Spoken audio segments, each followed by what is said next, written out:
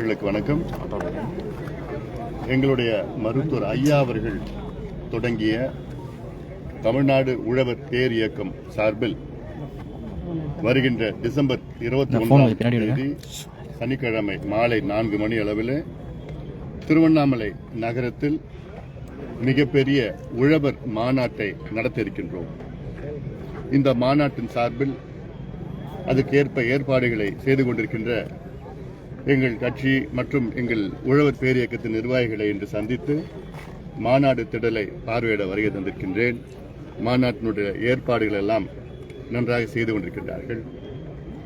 இங்கே பல லட்சக்கணக்கான உழவர்கள் கூட இருக்கின்றார்கள். தமிழ்நாடு முழுவதும் உழவர்கள், இளைஞர்கள் எல்லாம் இங்கே வருகை தர இருக்கின்றார்கள். எங்களுடைய முக்கியமான கோரிக்கைகள், உழவர்கள் எங்களுடைய கடவுளாக நாங்கள் பார்க்கின்றோம். அவர்கள் இன்றைய சூழலில் மிக மோசமான சூழ்நிலை, அவருடைய முன்னேற்றம் அடைய வேண்டும் என்ற நோக்கத்திலே இந்த மாநாட்டை நடத்தியிருக்கின்றோம். இது போன்ற ஒரு மாநாடு தமிழ்நாட்டில் எந்த அரசியல் கட்சியும் நடத்தவில்லை, நடத்தப் போவதும் கிடையாது. காரணம், எங்களுக்கு உழவர்கள் என்றால், மீண்டும் சொல்கின்றேன், உழவர்கள் எங்களுடைய கடவுள். எங்களுடைய முக்கியமான கோரிக்கைகள் இப்போ அதில், அதாவது குறைந்தபட்ச ஆதரவு விலை, மினிமம் சப்போர்ட் பிரைஸ் என்பது நெல்லுக்கு, ஒரு குவிண்டால் நெல்லுக்கு 3500 ரூபாய் கொடுக்க வேண்டும் என்று நீண்ட காலமாக நாங்கள் கேட்கின்றோம், கோரி வருகின்றோம். அதே போன்று கரும்பு ஒரு டன்னுக்கு குறைந்தது 5000 ரூபாய் கொடுக்க வேண்டும் என்று எங்களுடைய கோரிக்கை. அதே போன்று உழவர்களுடைய அத்துணை விளைச்சல்களுக்கும் விலை நிர்ணயம் செய்ய வேண்டும், குறைந்தபட்ச விலை நிர்ணயம் செய்ய வேண்டும். அதாவது அது பயிரா இருந்தாலும் சரி, பூக்களா இருந்தாலும் சரி, கனிகளா இருந்தாலும் சரி, காய்கறி இருந்தாலும் சரி, அத்தனைக்கும் மினிமம் சப்போர்ட் பிரைஸ் கொடுக்கணும், நிர்ணயம் செய்யணும். இது மத்திய அரசு, மாநில அரசு இணைந்து செயல்படுத்த வேண்டும். இன்னைக்கு எத்தனையோ உழவர்கள் தூக்கு கயிறுல தொங்கிட்டு இருக்கிறாங்க. சுயமரியாதை இல்லாத ஒரு சூழல் அவர்களுக்கு இருக்கிறது. சுயமரியாதையுடன் வாழ முடியாத ஒரு சூழல் தமிழ்நாட்டில் நிலவை கொண்டிருக்கிறது. முதலமைச்சருக்கோ இங்க இருக்கின்ற திராவிட மாடல் அரசுக்கோ உழவர்களுடைய கஷ்டங்களை புரிதல் கிடையாது. எத்தனையோ பிரச்சனைகளை சுலபமாக தீர்க்கலாம். ஒவ்வொரு தமிழ்நாட்டில் 38 மாவட்டங்கள் இருக்கிறது. இந்த 38 மாவட்டத்திலே சிறப்பு வேளாண் பொருளாதார மண்டலங்கள், ஸ்பெஷல் அக்ரோ எக்கனாமிக் ஜோன் அங்கங்கே உருவாக்க வேண்டும். உழவர்கள் அவருடைய விளைச்சல் பயிர்கள் எல்லாம் அங்கேயே விலை மதிப்பு கூட்டுறது, அதையெல்லாம் செய்து அவர்களுக்கு நல்ல விலையை கொடுக்க ஒரு சூழலை உருவாக்கலாம். எவ்வளவு செய்யலாம். இது மேற்கத்திய நாடுகள் அல்ல, ஐரோப்பிய நாடுகள், ஆஸ்திரேலியா போன்ற நாடுகள் எல்லாம் சிறப்பாக செய்து கொண்டிருக்கின்றார்கள். அது நம்ம ஊர்ல செய்யலாம். இது போன்ற கோரிக்கைகள். அதே போன்று நீர்ப்பாச திட்டங்கள் எத்தனையோ நிலுவையில் இருக்கிறது. காவிரி குண்டார் திட்டம், சேலம் மேட்டூர் உபரி நீர் திட்டம், தருமபுரி காவிரி உபரி திட்டம், கிருஷ்ணகிரி மாவட்டத்தில் படேதலா திட்டம் இருக்கிறது. இங்க நம்முடைய திருவண்ணாமலை மாவட்டத்தில் நந்தன் கால்வாய் திட்டம். இந்த நந்தன் கால்வாய் திட்டம் கடந்த 50-60 ஆண்டு காலமாக கேட்டு வந்துட்டு இருக்கோம், கேள்விப்பட்டு தான் இருக்கிறோம். ஒவ்வொரு முதலமைச்சரும் நாங்கள் நந்தன் கால்வாய் நிறைவேற்றுவோம் சொல்லி எங்க காதெல்லாம் புளிச்சு போச்சு, அழுத்து போச்சு கேட்கறதுக்கு. இன்னும் செயல்படுத்தல. இது சாதாரண ஒரு திட்டம். அது ஆனா என்ன மனசு வரல உங்களுக்கு. அதே போன்று இது போன்ற எத்தனையோ திட்டங்கள் நிலுவையில் இருக்கிறது. அது மட்டும் இல்லாமல் விளைநிலங்களை தமிழக அரசு அதை ஆக்கிரமிப்பு தான் நல்லா சொல்ல முடியும், வலுக்கட்டாயமாக ஆக்கிரமிப்பு செய்து இது பெரும் முதலாளிகளுக்கு தானமாக கொடுத்து கொண்டிருக்கின்றார்கள். இது நேரடியாகவும் கொடுக்கறாங்க, மறைமுகமாகவும் கொடுக்கறாங்க. சிப்காட் மறைமுகமாக கொடுக்கறாங்க. இப்ப பாத்தீங்கன்னா திருவள்ளூர் மாவட்டத்தில் அறிவுசார் நகர், இன்டெலெக்சுவல் சிட்டி என்று 1200 ஏக்கர், அது முப்போகம் விளைகின்ற பூமி. அது அபகரிச்சு, அதாவது விவசாயிகளிடம் அபகரிச்சு அதிகாரத்தை வைத்து அதை பெரும் முதலாளிகளுக்கு தாரவாத்துக்கிறாங்க. ஏன் இப்ப இந்த திருவண்ணாமலை மாவட்டத்தில் செய்யாறுல அங்க இருக்கிற சிப்காட் விரிவாக்கம் 3500 ஏக்கர் முப்போகம் விளைகிறது. அங்க அதுல பாத்தீங்கன்னா 7 விவசாயிகளை குண்டர் சட்டத்தில் போட்ட ஆட்சி இந்த கொடுங்கோல் ஆட்சி தான். இது வரைக்கும் இந்தியாவில் இல்ல. எந்த ஆட்சியும் உழவர்களே குண்டர் சட்டத்தில் யாருமே போடல. ஆனா இப்ப இருக்க நடக்கின்ற திராவிட மாடல் கொடுங்கோல் ஆட்சி, விவசாயிகளுக்கு எதிரான ஆட்சி, 7 உழவர்களை குண்டர் சட்டத்தில் போட்டாங்க. அவர்களை போராடி மீட்டு தந்தது நாங்க தான், மருத்துவர் ஐயா, எங்க பேரியக்கும் பாட்டாளி கட்சி. ஏன்னா எங்கள் கட்சி கிட்டத்தட்ட 90 விழுக்காடு உழவர்கள் தான். தமிழ்நாட்டில் பாத்தீங்கன்னா 63 விழுக்காடு உழவர்கள் வாழ்ந்து கொண்டிருக்கின்றார்கள். ஆனால் அவருடைய வாழ்க்கை நிலைமை மிக மோசமாக, படுமோசமாக இருக்கிறது. இதெல்லாம் மாற்றி அமைக்க வேண்டும் என்றுதான் இது போன்ற கோரிக்கைகளை வைத்து நாங்கள் இது போன்ற மாநாடுகள் நடத்தி இருக்கின்றோம். மாநாடுகள் இதுவரை நிறுத்த போறது கிடையாது. ஆனா இதுல நாங்க தமிழ்நாட்டில் உள்ள அனைத்து விவசாய சங்கங்கள் வாங்க, இதுல பங்கேற்றுங்க. ஏன்னா இதுக்கு முன்பு நம்முடைய நம்மாழ்வார் போன்றவர்கள் எல்லாம் வாழ்ந்த மண் இந்த மண், நாராயணசாமி நாயுடு அவர்கள் வாழ்ந்த மண் இந்த மண். அப்பெல்லாம் விவசாயிகள் ஒட்டுமொத்தமாக ஒன்றாக இணைந்த காரணத்தால் தான் விவசாயிகளுடைய கோரிக்கையை நிறைவேற்றிய அந்த காலத்து அரசு. இன்னைக்கு அங்க பிரிஞ்சு அவங்க அந்த கட்சி இந்த கட்சி, இவங்க சாயம் அந்த சாயெல்லாம் பிரிஞ்சு இருக்கிற காரணத்தினால தான் இப்போ இவங்க அரசு, எந்த அரசு வந்தாலும் விவசாயிகளுக்கு எதிராக செயல்பட்டு கொண்டிருக்கிறார்கள். விவசாயிகளுடைய இடத்தை பிடுங்குறாங்க. விவசாயிகளுக்கு விளைச்சலுக்கு விலை நிர்ணயம் கிடையாது, வாழ்வாதாரத்துக்கு கிடையாது. விவசாயிகளுடைய வாரிசுகளுக்கு எந்த நிலையும் இல்லை, எந்த ஒரு எதிர்காலமும் இல்லாத ஒரு சூழலை உருவாக்கிட்டு இருக்காங்க. அதனால இதெல்லாம் மாற்றி அமைக்க வேண்டும் என்ற நோக்கத்திலே நாங்கள் இது இங்கே திருவண்ணாமலை நகரத்தில் நாங்கள் வருகின்ற 21ஆம் தேதி மிகப்பெரிய அளவில் ஒரு விவசாயிகள் உழவர்கள் மாநாட்டை நடத்தியிருக்கின்றோம். கேள்வியில் ஏதாவது இருக்குங்களா? முதல்ல இந்த மாநாடு சம்பந்தமாக ஒரே நாள் தான், அதாவது வருகின்ற 21ஆம் தேதி டிசம்பர் 21ஆம் தேதி 4 மணி அளவில், மாலையில் 4 மணியில தொடங்கி கிட்டத்தட்ட 8 மணிக்கெல்லாம் நாங்கள் முடிச்சோம். எவ்வளவு விவசாயிகள் பங்கேற்பாங்க? லட்சக்கணக்கான விவசாயிகள் வர இருக்கின்றார்கள். ஏன்னா அங்கங்க நாங்கள் போற செய்தியெல்லாம் பார்த்துட்டு எல்லாமே பொதுமக்கள், விவசாயிகள், இளைஞர்கள் எல்லாமே இங்க வர திட்டமிட்டு இருக்கிறாங்க. இந்த விவசாய மாநாட்டினால ஒரு திருப்பு நிச்சயமா வரும். ஏன்னா இது போன்ற எந்த ஒரு கட்சியும் நடத்தல. இது கட்சி சார்பில் கூட கிடையாது. உழவர் பேர் இயக்கம் என்று எங்களுடைய மருத்துவர் ஐயா அவர்கள் தொடங்கிய ஒரு பேர் இயக்கம். இது சம்பந்தமா இதற்கு முன்பு பல போராட்டங்களை நடத்தி நாங்கள் பல வெற்றிகளை நாங்கள் கண்டிருக்கோம். இப்போ ஒரு குறிப்பாக காவிரி டெல்டா பகுதியை பாதுகாப்பு வேளாண் மண்டலமாக அறிவிக்கணும்னு கோரிக்கை, பல கோரிக்கைகள் உழவர் பேரியக்கம் பல போராட்டம் நடத்தி இருக்கிறது. இது போன்ற நெல் கொள்முதல் நிலையங்கள் அதிகப்படுத்தணும் அப்படின்னு சொல்லிட்டு, அது அப்புறம் கிடங்குகள்லாம் இன்னும் கொஞ்சம் பாதுகாப்பாக இருக்கணும், எல்லாம் பல போராட்டங்கள்லாம் செய்து, அப்புறம் கரும்புக்கு நிலுவைத் தொகை கொடுக்காத அங்கே பல தொழிற்சாலைகள், கரும்பு தொழிற்சாலைலாம் இருக்குது, அதில் அங்கே போராட்டம் நடத்தி வெற்றி பெற்றிருக்கிறோம். இதெல்லாம் இருக்கு. அதனால இது ஒட்டுமொத்த விவசாய கோரிக்கைகளை முன்வைக்கின்ற ஒரு மிகப்பெரிய ஒரு மாநாடு. இந்த நேரத்தில் மற்ற கட்சிகள் எல்லாம் விளம்பர அரசியல் பண்ணிட்டு இருக்கின்ற காலத்தில் நாங்க மக்களுடைய பிரச்சனைகளை நாங்க கண்டறிந்து, இது குறிப்பாக விவசாயிகளுடைய பிரச்சனைகள் இது. ஏன்னா விவசாயத்தை பத்தி யாருமே பேசல. ஏதோ ஒரு உதட்டளவுல பேசிட்டு இருக்காங்க தவிர மனசளவுல யாருமே எந்த கட்சியும் செயல்படல. இதுவரையிலும் விவசாயிகளுக்கு எந்த ஒரு நலத்திட்டமும் போய் சேரல, தமிழக அரசும் தரல. அதுதான் இது இந்த நடக்கின்ற அரசு விவசாயிகளுக்கு எதிரான அரசு. இங்க விவசாயம்னா என்னன்னு தெரியல, முதலமைச்சருக்கு விவசாயம் என்னன்னு தெரியல, அவங்க துணை முதலமைச்சருக்கோ மற்ற அமைச்சர்களுக்கும் விவசாயம் என்னன்னு தெரியல. தெரிஞ்சாதான் அங்க செயல்படுத்துவாங்க. ஏன்னா அவ்வளோ கஷ்டப்பட்டு இருக்காங்க விவசாயிகள்.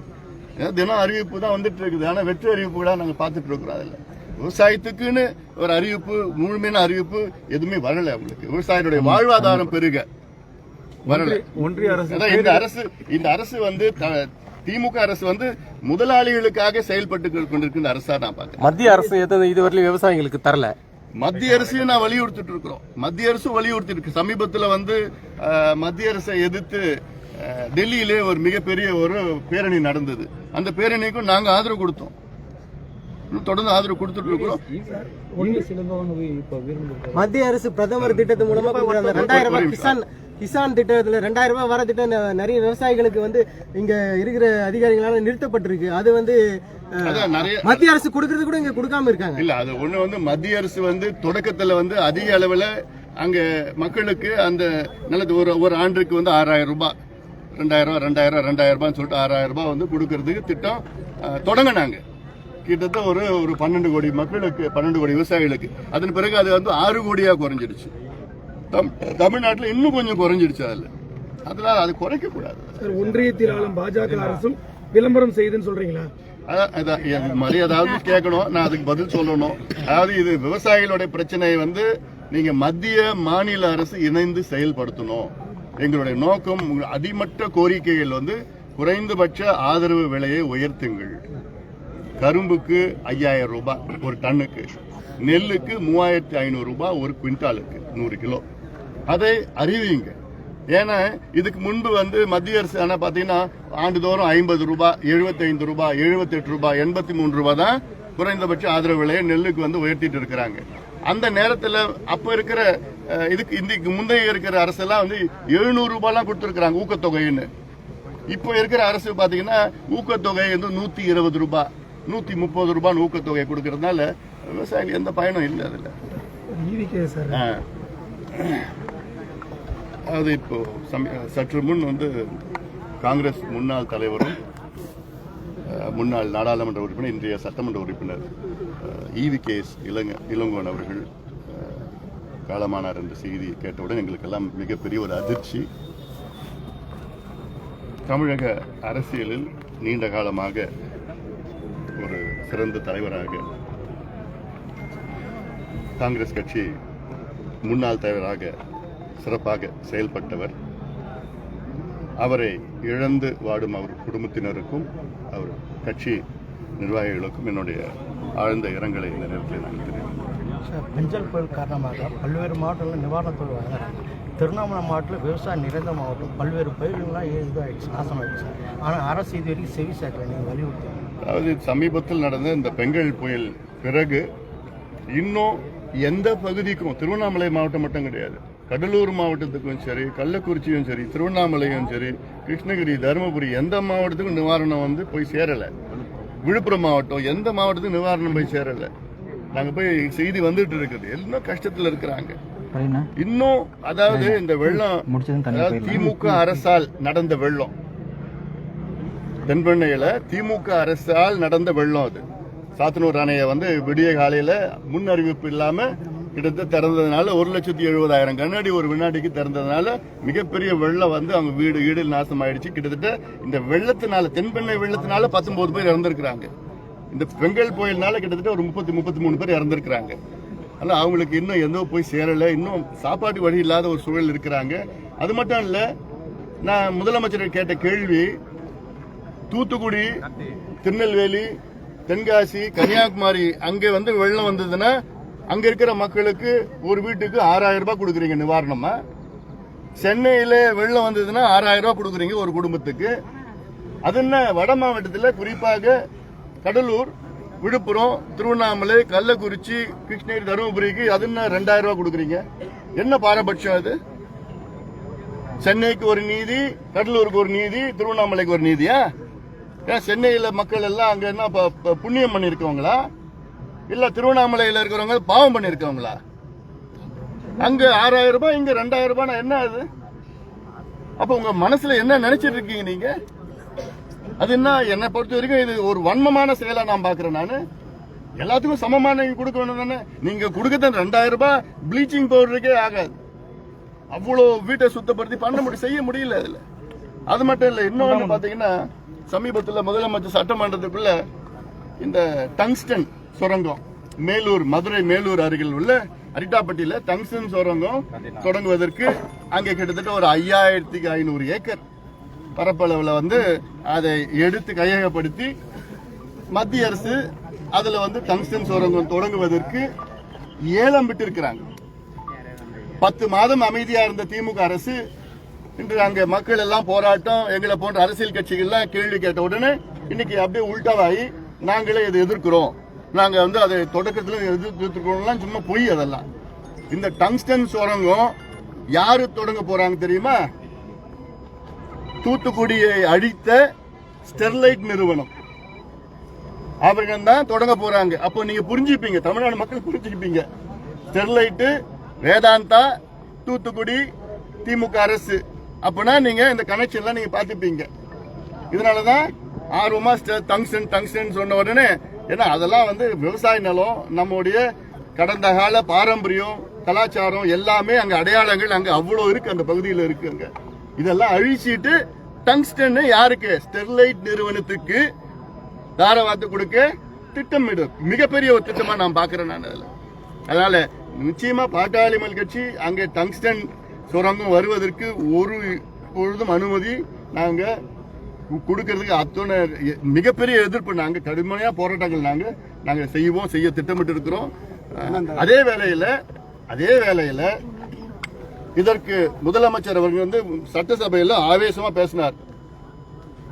நான் பதவியில் இருக்கிற வரைக்கும் டங்ஸ்டன் சுரங்கம் தொடங்க விடமாட்டோம் என்று சொன்ன முதலமைச்சர் ஏன் என்எல்சி சுரங்கம் தொடங்குவதற்கு விரிவாக்கம் செய்வதற்கு நீங்க ஏன் எதிர்க்கல நான் கேட்கிறேன். மதுரைக்கு ஒரு நியாயம், கடலூருக்கு ஒரு நியாயமா? என்எல்சி நிறுவனம் கடலூர்ல, அதாவது முப்போகம் விளைகின்ற விவசாய நிலம் ஏற்கனவே 50,000 ஏக்கர் அழிச்சிட்டாங்க. இன்னும் 50,000 ஏக்கர் நிலத்தை அழிக்கிறதுக்கு துடிச்சுட்டு இருக்கிறாங்க. அதற்கு திமுக அரசு, திராவிட மாடல் திமுக அரசு முழு ஆதரவு கொடுத்து அத நிலத்தை அழிக்கிறதுக்கு திட்டமிட்டு இருக்கிறாங்க 2 பேரும் சேர்ந்து.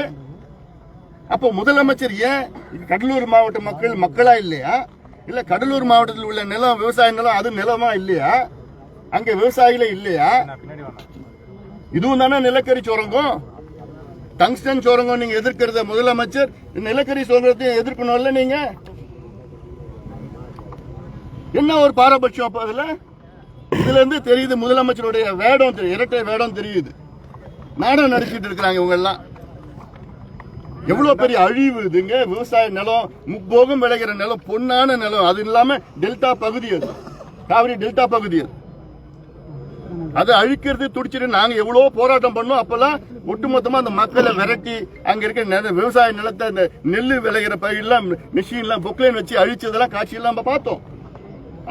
முதலமைச்சருக்கும் விவசாயத்துக்கும் எந்த சம்பந்தமே கிடையாது. அவர் சொல்ற அந்த முதலை கண்ணீர் எல்லாம் டங்ஸ்டன் நிலம், டங்ஸ்டன் சுரங்கம், நிலக்கரி, இந்த டங்ஸ்டன் சுரங்கத்தை நான் இருக்கிற வரைக்கும் நான் விட மாட்டேன்னா அதே நிலைப்பாடு நீங்க என்எல்சி எடுங்க. என்எல்சி கடலூர் மாவட்டத்தில் உள்ள விவசாயிகளுக்கு, மயிலாடுதுறை மாவட்டத்தில் விவசாயிகள், இவங்க எல்லாம் அரியலூர் மாவட்டத்தில் விவசாயிகள் எல்லாமே பாதிப்பு. அதனால இதை முதலமைச்சர் வந்து அறிவிக்கணும். என்னன்னு, நிலக்கரி சுரங்கத்தை விரிவாக்கத்துக்கு நாங்கள் அனுமதிக்க மாட்டோம், விவசாய நிலத்தை நாங்கள் பாதுகாப்போம், இந்த நிலம் வருங்கால சந்ததியினருக்கு சோறு கொடுத்துட்டே இருக்கும், உணவு கொடுத்துட்டே இருக்கணும், அந்த நோக்கத்துக்காக நாங்கள் இந்த நிலத்தை பாதுகாப்போம் முதலமைச்சர் அறிவிக்கணும். அடுத்தது, சமீபத்தில் சட்டசபை 2 நாள் சட்டசபை நடந்தது. அதாவது திமுக ஆட்சி வருவதற்கு முன்பாக பல வாக்குறுதிகள் கொடுத்தார்கள். அதுல ஒரு முக்கியமான வாக்குறுதி, நாங்கள் ஆட்சிக்கு வந்தவுடன் குறைந்தது 100 நாட்கள் சட்டசபையை நாங்கள் நடத்துவோம், அந்த சட்டசபை நடப்பை நேரலை தொலைக்காட்சி, லைவ் டெலிகாஸ்ட், அதை நாங்கள் ஏற்படுத்துவோம் என்று சொன்னார்கள். 2மே செய்யல, 2மே ஏமாத்திட்டாங்க, மக்கள் ஏமாத்திட்டாங்க. எவ்வளவு தெரியுமா இந்த ஆண்டு சட்டமன்றம் நடந்தது? எத்தனை நாட்கள் நடந்தது தெரியுமா? 18 நாட்கள். வெறும் 18 நாட்கள். இந்த ஆண்டு 2024 வெறும் 18 நாட்கள் தமிழ்நாடு சட்டசபை கூடியிருக்கிறது. இதெல்லாம் நினைச்சு பார்த்தாலே இது வந்து என்னை பொறுத்த வரைக்கும் ஜனநாயகத்துக்கு எதிரான செயலா நான் பார்க்கிறேன், ஆன்டி டெமோக்ராட்டிக். ஏன்னா குறைஞ்சது 100 நாட்கள் நடத்தணும். இருக்கிறது 234 சட்டமன்ற உறுப்பினர்கள் இருக்கிறாங்க. அவங்களுடைய தொகுதி பிரச்சனை எல்லாம் வெறும் 18 நாள்ல பேச முடியுமா? அந்த 18 நாட்கள்ல பாத்தீங்கன்னா 4 நாட்கள் வந்து இவங்க இறந்துட்டாங்க, அவங்க இறந்துட்டாங்கன்னு சொல்லி அவையை ஒத்தி வச்சுட்டீங்க. ஆமா, பில்ஸ் கொண்டு வர்றது, அதுக்கப்புறம் வந்து ஆளுநர் உரை அப்படிலாம் சொல்லி முடிச்சிட்டீங்க. அது வெறும் 14 நாட்கள் நடத்தி அது எத்தனை மசோதா, அதுவும் கிட்டத்தட்ட எத்தனை 18 மசோதா, 16 மசோதா ஒரே நாள்ல 16 மசோதாக்கள், எந்த விவாதம் கிடையாது. இப்படி ஒரு ஆட்சி நடக்குது. இதுதான் திராவிட மாடலா? இதுதான் திராவிட மாடல்? உங்க திராவிட மாடலா மக்களை ஏமாத்துறது? வெறும் 14 நாள் இவ்வளோ தமிழ்நாட்டில் இவ்வளோ பிரச்சனைகள், ஓராண்டுக்கு 14 நாள் நீங்க சட்டமன்றம் நடத்துறீங்க, உங்களுக்கு வாக்குறுதி வேற கொடுத்துருக்கீங்க. இதெல்லாம் மக்கள் பார்த்துட்டு தான் இருக்கிறாங்க.